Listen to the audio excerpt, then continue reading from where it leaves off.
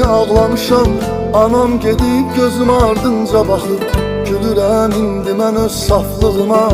Elə bilmişəm məni tək buraxıb. O son zəng çaldı, bizi bizdən ayırıb aldı. Beləcə xatirələr qaldı boş sinif otaqlarında. Uşaqlıq bitdi, o gözəl günlərimiz getdi. Son dəfə səs-küyümüz itdi koridor bucaqlarında.